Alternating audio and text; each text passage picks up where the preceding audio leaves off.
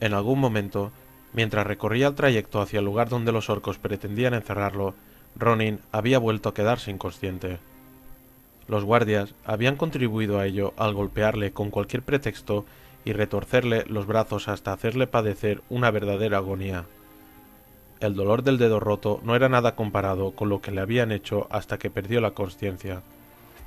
Cuando por fin se despertó, lo primero que vio fue una calavera en llamas, con las cuencas de los ojos negras y vacías, que parecía salida de una pesadilla y le dedicaba una sonrisa malévola. El mago, horrorizado, trató de apartarse de aquel semblante monstruoso de manera instintiva, por puro reflejo, pero la única recompensa que obtuvo al moverse fue un dolor agónico y descubrir que tenía las muñecas y los tobillos encadenados con unos grilletes.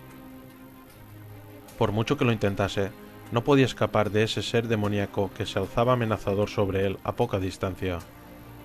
Pero su enemigo no se movió. Poco a poco, Ronin fue dominando su miedo y pudo observar a aquella criatura inmóvil con más detenimiento. Era bastante más alta y ancha que un humano, y portaba como armadura lo que parecían unos huesos llameantes. Lo que había tomado por una sonrisa siniestra no era tal, sino un efecto óptico debido a que su semblante carecía de piel y carne. A pesar de que su silueta se hallaba rodeada de fuego, el mago no tenía calor. No obstante, sospechaba que si esas esqueléticas manos ardientes lo tocaban, iba a sentir muchísimo dolor. A Ronin no se le ocurrió nada mejor que hablar con aquella criatura. ¿Qué? ¿Quién eres? Pero no obtuvo respuesta. La figura macabra parecía inmóvil. Solo se movían las llamas titilantes que lo rodeaban.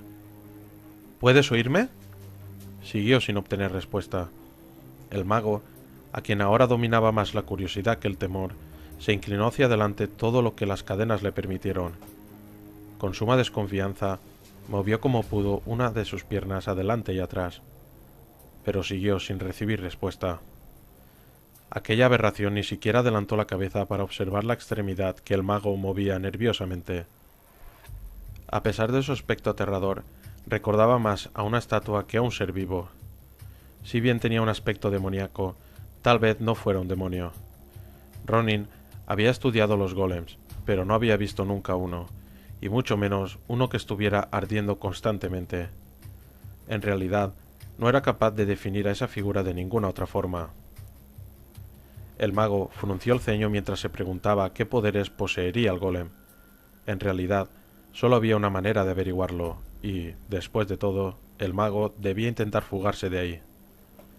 Ronin procuró ignorar el dolor que sentía, y se dispuso a mover lentamente los dedos que le quedaban sanos para lanzar un conjuro que le libraría de aquel monstruo, o al menos eso esperaba. De improviso, con una rapidez asombrosa, el golem envuelto en llamas agarró a Ronin de la extremidad donde tenía el dedo fracturado y cerró su mano sobre ella, cubriéndola por entero. Al instante, un fuego abrasador engulló al mago humano, un fuego que le quemaba el alma. Ronin profirió un grito, y luego otro, y otro más. Estuvo un buen rato gritando con todas sus fuerzas hasta que ya no pudo más. La cabeza se le cayó hacia adelante como un peso muerto, y, en la frontera difusa que separaba la consciencia de la inconsciencia, rezó para que el fuego del alma se extinguiera de una vez o lo consumiera cuanto antes. Entonces, el golem apartó su mano de la del mago. Las llamas que consumían su alma menguaron. A continuación, un Ronin jadeante logró levantar la cabeza lo suficiente como para poder contemplar a aquel horrendo centinela. El golem le devolvió la mirada con una cara que no era más que una grotesca imitación de un rostro, mostrando una indiferencia absoluta ante la cruel tortura que acababa de infligir a su víctima. Maldito seas. En ese instante, escuchó una risita ahogada que provenía de detrás del golem. Esa risa le resultó tan familiar que los pelos se le pusieron como escarpias. «¡Qué malo eres! ¡Pero qué malo!», exclamó alguien con una voz muy aguda. «Si uno juega con fuego, se quema». El mago ladeó la cabeza, con suma cautela al principio, aunque luego se atrevió a girarla más al comprobar que su monstruoso compañero de celda no reaccionaba. Cerca de la entrada se encontraba el goblin enjuto al que Necros había llamado Krill. Se trataba del mismo duende que Ronin sabía que trabajaba para la muerte. De hecho, Krill portaba el medallón con un cristal negro en el centro. Al mago le maravilló la arrogancia del goblin. Seguramente, Necros se estaría preguntando por qué su esbirro se había quedado con el talismán de Ronin. Krill se percató de que el humano tenía la mirada clavada en aquel objeto. El amo Necros no sabe que llevabas esto encima, humano. Además, los goblins siempre andamos buscando entre tipos de baratijas. Ronin sabía que esa explicación se quedaba corta. Ya, y seguro que sigue muy ocupado como para reparar en que llevas encima ese peculiar objeto, ¿verdad? Eres muy listo, humano, ya lo creo. Y aunque le hablaras de este objeto, no te escucharía. El pobre amo Necros tiene tantas cosas que pensar. Trasladar tantos dragones y huevos es una tarea titánica, como te puedes imaginar. El golem no reaccionó ante la presencia de Krill, lo cual no le sorprendió a Ronin.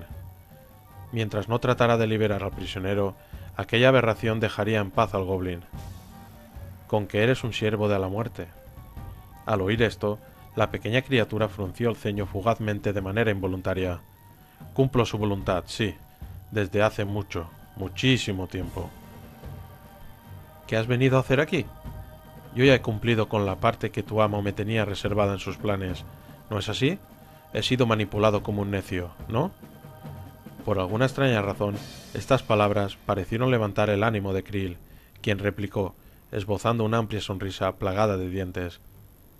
No puede haber nadie más necio que tú, puesto que no solo el Señor Oscuro te ha utilizado como peón. Yo también te he manipulado, humano.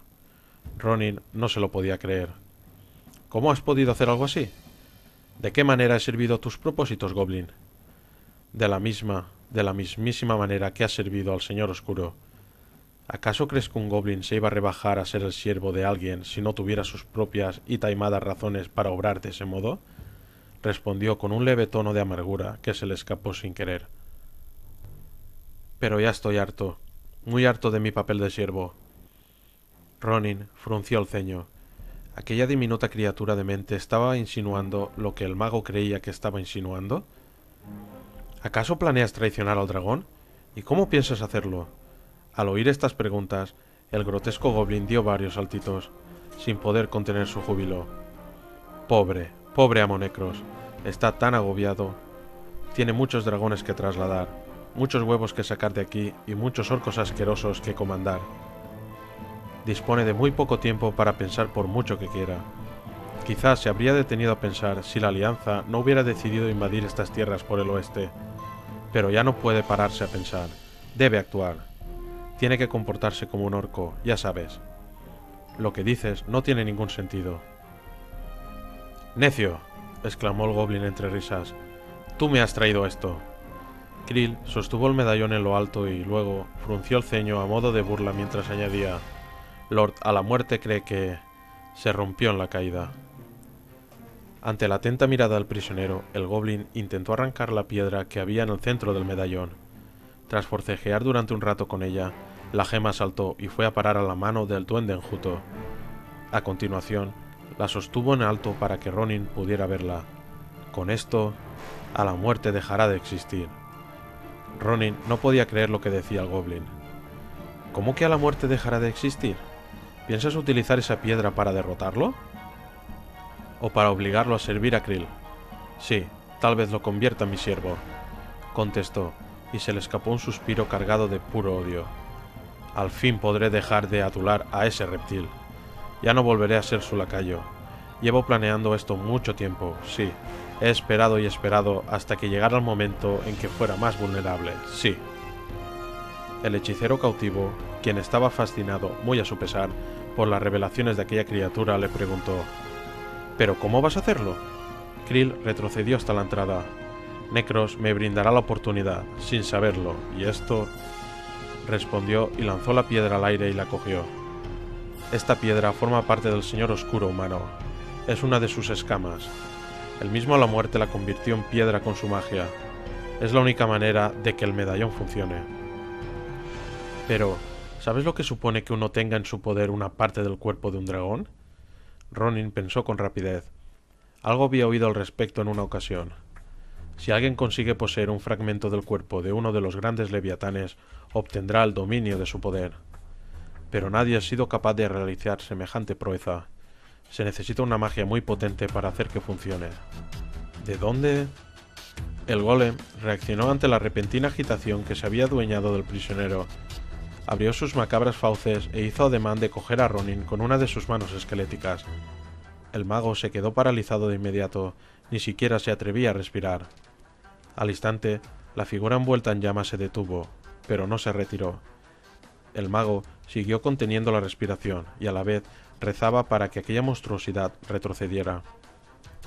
Krill soltó una risita ahogada al ver a Ronin en una situación tan desesperada.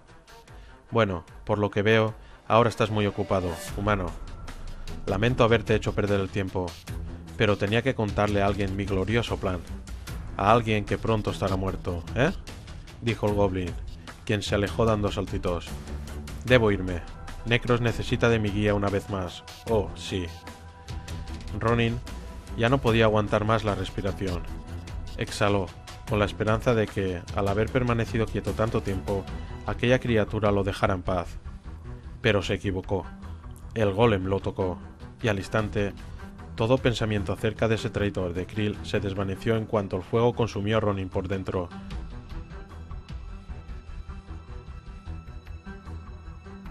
La noche iba cayendo muy lentamente, aunque para Beeresa lo hacía muy rápido. Tal como le había indicado Krasus, no le había contado a nadie para qué servía el medallón, y a instancias de Rom lo había escondido lo mejor posible debajo de su ropa.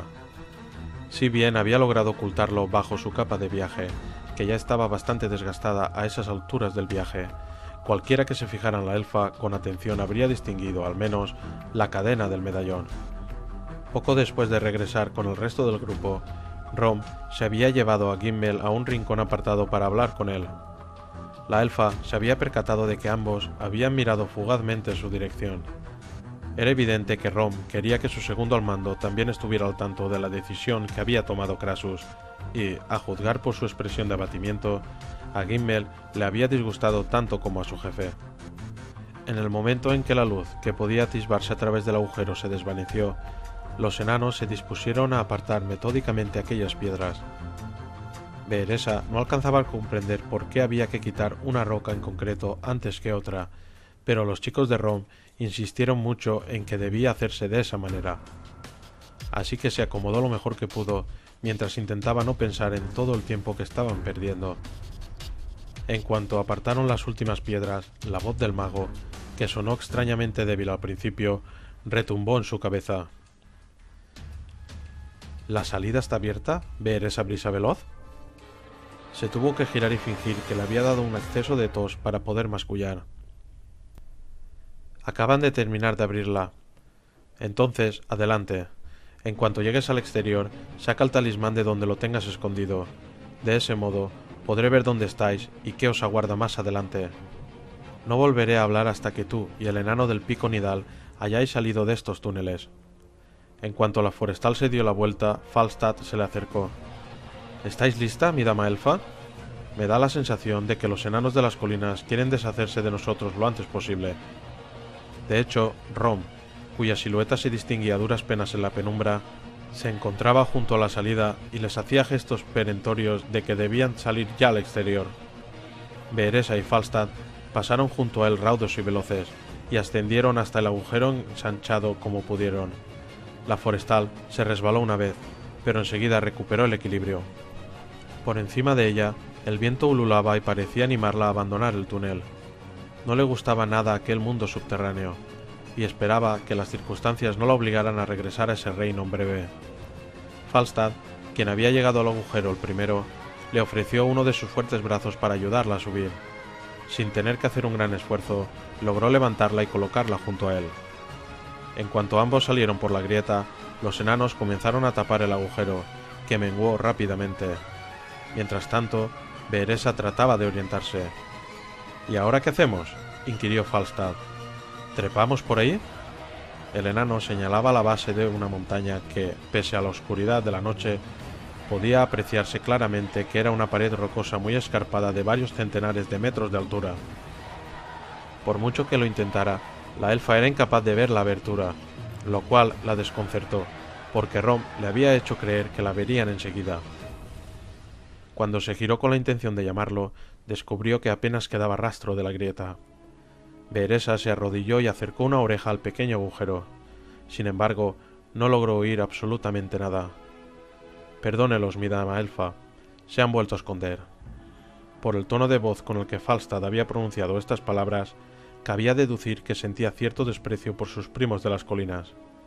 La elfa asintió y, entonces, recordó por fin las instrucciones que le había dado Krasus.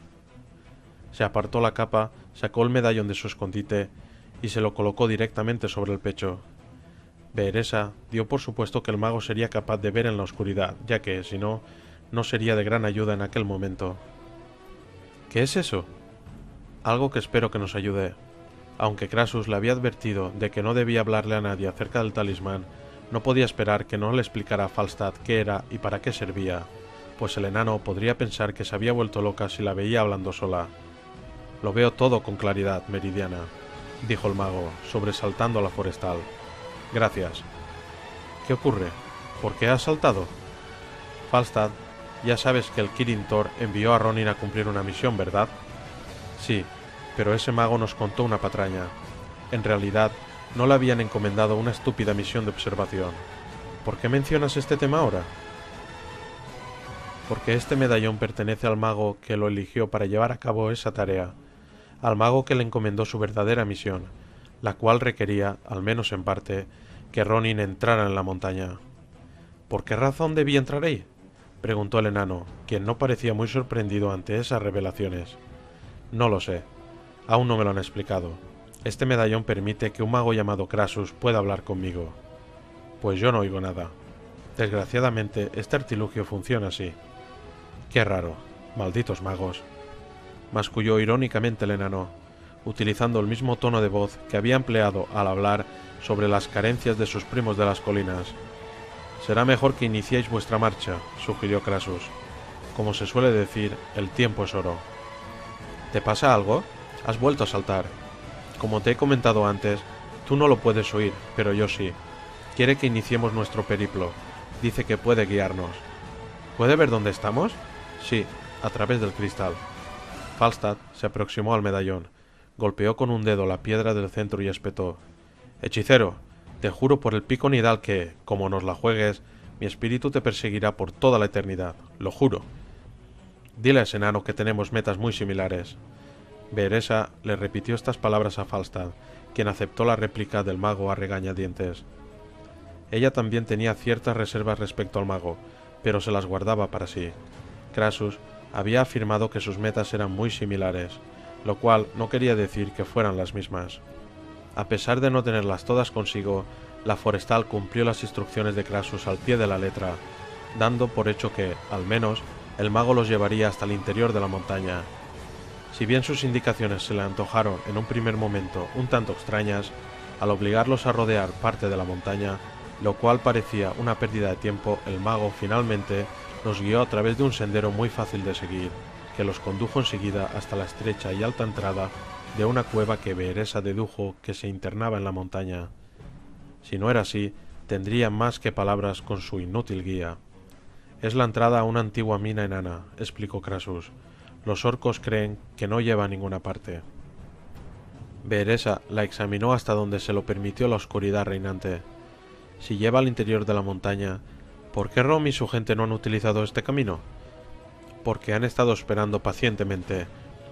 A la elfa le hubiera gustado preguntarle a qué estaban esperando, si no fuera porque, de repente, Falstad la agarró del brazo. ¿Oyes eso?, le susurró el jinete de grifos. Alguien o algo se acerca. Se escondieron tras unas rocas, justo a tiempo. Entonces divisaron una silueta aterradora que caminaba con determinación hacia la zona de la cueva, siseando en todo momento.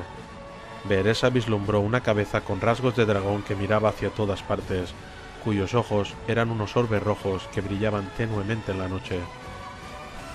Ya sabemos la razón por la cual los enanos no han usado nunca este camino de entrada, masculló Falstad. Ya decía yo que todo estaba yendo demasiado bien para ser verdad. La bestia tensó la cabeza en ese momento y, a continuación, se dirigió al lugar donde ellos se habían escondido. Debéis guardar silencio. Los dragones poseen un oído muy fino. La elfa no se molestó en compartir esa información innecesaria con el enano. Mientras observaba cómo el coloso daba unos cuantos pasos hacia ellos, aferró firmemente su espada. Aunque no era tan enorme como la muerte, era lo bastante grande como para despacharlos a ambos con suma facilidad.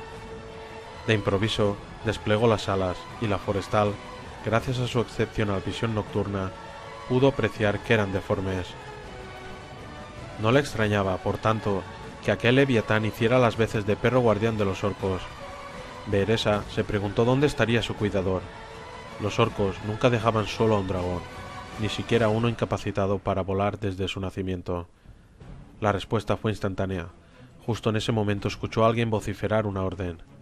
A una gran distancia, a espaldas de la bestia, vislumbró una antorcha que parecía flotar en el aire, aunque, poco a poco, pudo apreciar que, en realidad, un orco descomunal portaba aquella antorcha en una mano, y en la otra, una espada casi tan larga como la de Beeresa. El guardia le gritó algo al dragón, que siseó con furia. Acto seguido, el orco repitió la orden. Lentamente, el coloso se fue alejando del lugar donde ambos se ocultaban. La elfa contuvo la respiración, con la esperanza de que el guerrero y su perro de caza se largaran de ahí raudos y veloces. Entonces, la gema del medallón centelleó repentinamente con tanta intensidad que iluminó toda la zona que rodeaba la formación rocosa tras la cual se habían escondido. «¡Tapa esa luz!», susurró Falstad. La forestal lo intentó, pero ya era demasiado tarde. No solo se giró el dragón, sino que esta vez el orco también reaccionó, arremetiendo contra su escondite con la antorcha en una mano y la espada en la otra. El leviatán carmesí lo seguía de cerca, dispuesto a entrar en acción en cuanto su cuidador se lo pidiese.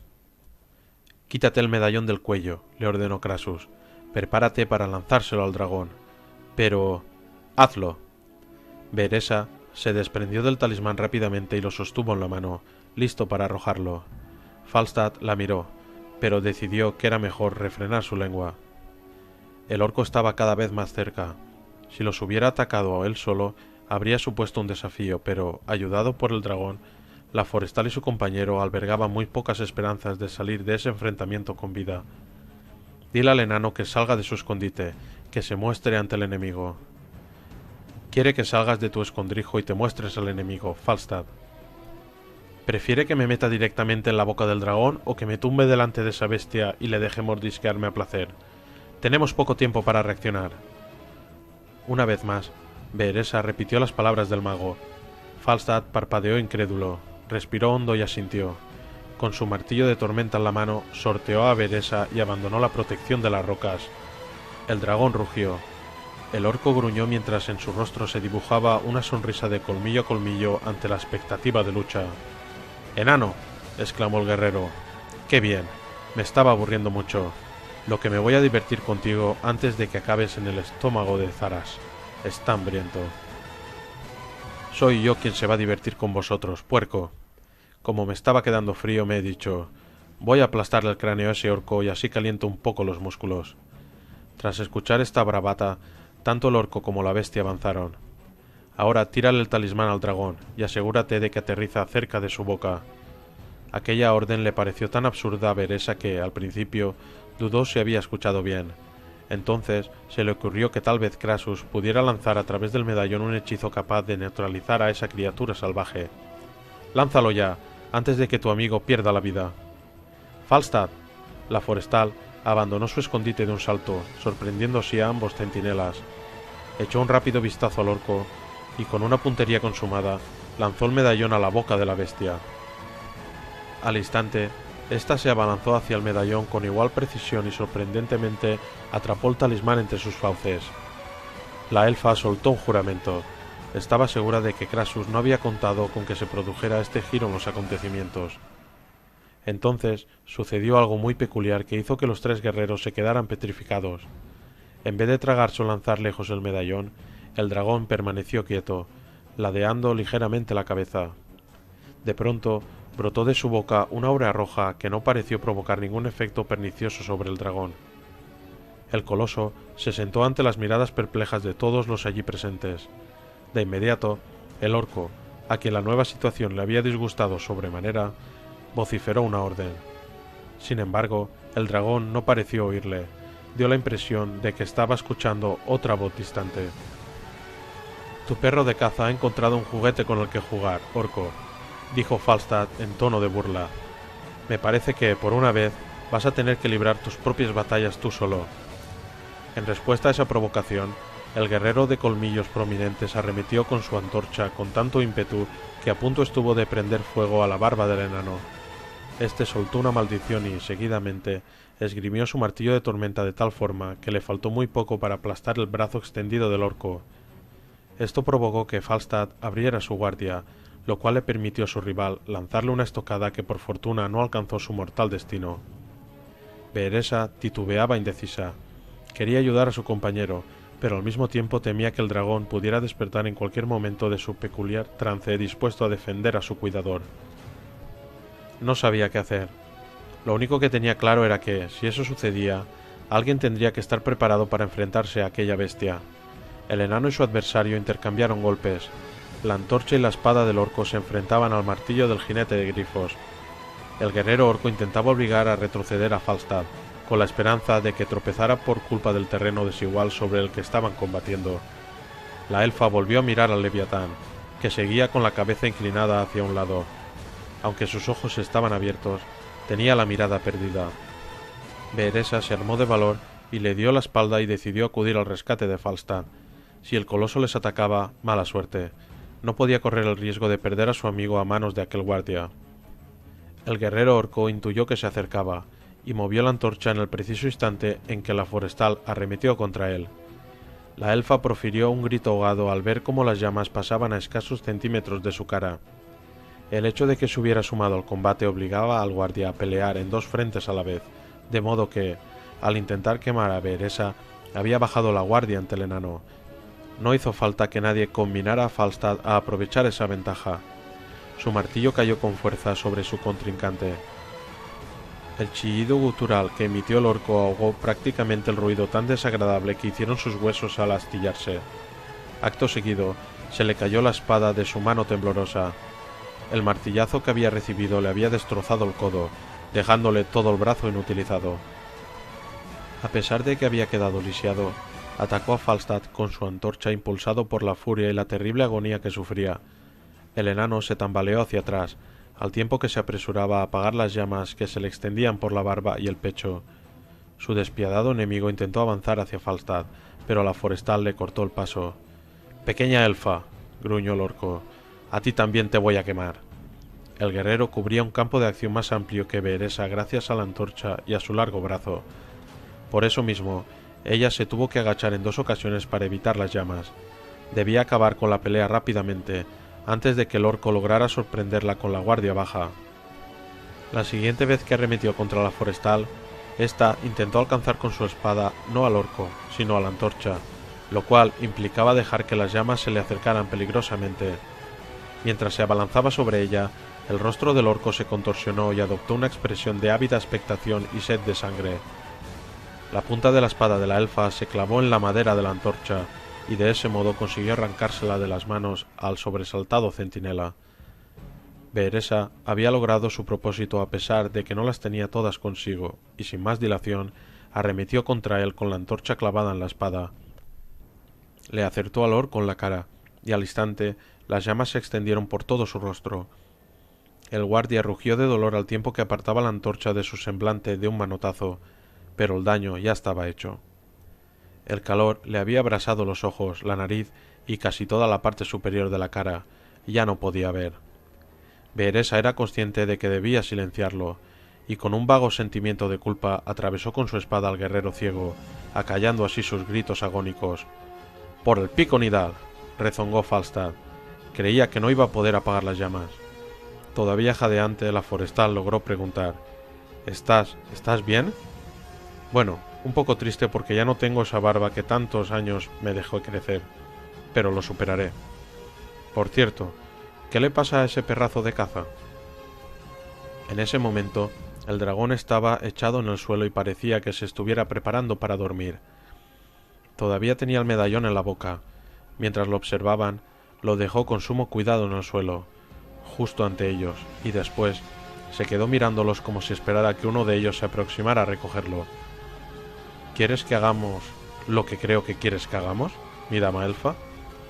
Eso me temo, y sé quién le ha sugerido que obre así. Dicho esto, dio los primeros pasos en dirección al coloso expectante. No pretenderá recogerlo, ¿verdad? En serio, dime que no. No me queda más remedio. En cuanto Beeresa se acercó, el dragón bajó la mirada para observarla.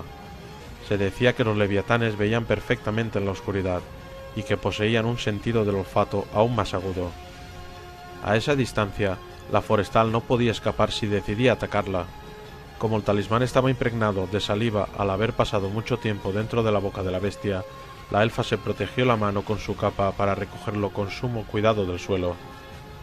Después, venciendo la repugnancia que le producía, lo limpió lo mejor que pudo frotándolo contra el suelo. De improviso, la gema resplandeció. El camino está despejado, anunció Krasus con su voz monótona. Será mejor que os deis prisa, pronto aparecerán más orcos por aquí. ¿Qué le has hecho a este monstruo?, murmuró Beeresa. He hablado con él, y lo ha entendido todo. Daos prisa, otros enemigos acabarán viniendo aquí en breve. ¿El dragón lo había entendido todo?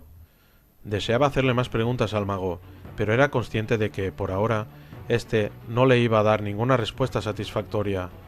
Aún así, había logrado algo que parecía imposible, y por eso debía estarle agradecida. Se volvió a colocar el collar alrededor del cuello, y una vez más, el talismán pendió sobre su pecho. Acto seguido, la forestal le dijo a Falstad: «Debemos proseguir nuestro camino». El enano, que seguía mirando incrédulo al Leviatán y negando con la cabeza, la siguió sin rechistar. Krasus cumplió su palabra. Los guió a través de la mina abandonada hasta un pasaje que Beeresa jamás habría imaginado que pudiera llevar hasta las entrañas de la fortaleza montañosa. El enano y la elfa se vieron obligados a escalar por un pasillo lateral estrecho y bastante precario, hasta que alcanzaron el nivel superior de una caverna subterránea muy espaciosa. Una caverna repleta de orcos que corrían frenéticos de acá para allá. Desde el saliente en que se encontraban agazapados podían observar cómo algunos guerreros pavorosos recogían y empaquetaban diversos materiales que otros cargaban en los carromatos.